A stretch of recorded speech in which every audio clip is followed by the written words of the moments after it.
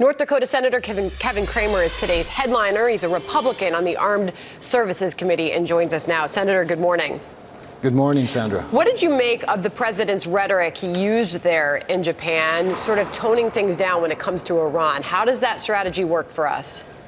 Well, I think it works just fine. As you know, when we received intelligence that Iran was contemplating taking advantage of some of our vulnerabilities in the region, the president talked tough. I mean, he played the role and pushed back and sent, of course, some assets that direction. They quickly withdrew some of their assets that were more aggressive and became more defensive in their posture. And now the president is back to calming the waters again. And Donald Trump sometimes plays good cop, sometimes he plays bad cop, but he's always the top cop. And what about this quote? It's working. I do believe Iran would like to talk, and if he'd like to talk, we'll talk also. Nobody wants to see terrible things happen, especially me. What about this whole conversation talk thing?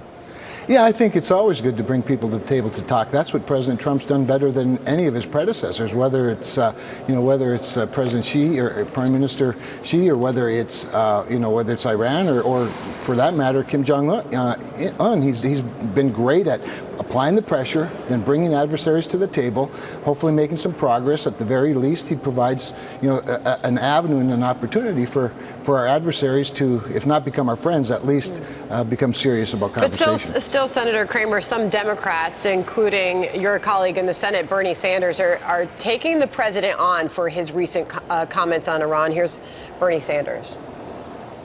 Trump and people in his administration apparently have learned nothing from that horrific war in Iraq. Not only would a war with Iran be a disaster, it happens to be unconstitutional.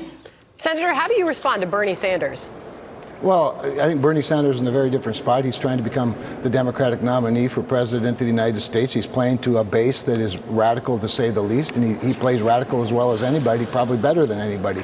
All of that said, the president has the responsibility of actually playing the role of lead diplomat. I think that, first of all, neither President Trump or anybody around him has talked about war with Iran. They're not talking about war, they're not threatening war. In fact, he's using the very well-known policy of strength, or peace by strength, that's allowed us to get back to this calmer demeanor. And so I don't know what Bernie Sanders is talking about, other than he's talking to a very different audience than bring it back to Capitol Hill, if you could, for a moment. What would your message be to Nancy Pelosi as House Speaker on the impeachment issue? Yeah, well, I would tell her, far be it for me to give advice to speakers of the House. I didn't do it that well when I was in the House and Republicans had speakers. But she's got a challenge, of course, on her hands that is, not completely unsympathetic to me, and that is she's got a radical group without whom she can't be Speaker. But she also has a group of 30 to 40 Democrats that I like to say are from Normalville, USA. They're those moderates that won the tight races and swing districts, and eventually they need to have a victory too, or they're not going to be reelected. She knows how to manage that. At some point, though, she's got to get to that point and start doing something for them. I think the best opportunity she has for that is ratification of the U.S.-Mexico-Canada agreement. Therein, I think, lies something that's good for the country, really good for the world, but certainly good for the North American continent, and I think would be good for her party as well as President Trump. To me, that's her moment. That is the policy that I think presents the best opportunity for her. We'll see if that's the case. Do you see her down the road beginning impeachment proceedings? Personally, I don't. I just don't think that at the end of the day that she sees that as a winning strategy. She's done a pretty good job to this point of sort of feeding that beast while at the same time trying to remain relevant. But it's about time for her to just cut off the nonsense. If she doesn't, of course, and they actually go and proceed, it'll be interesting to see if those 30 or 40 Democrats, moderate Democrats, actually go along with it. If they do and they actually get an impeachment done, of course it has to come over to the Senate, as everybody knows, where it will just simply be dropped.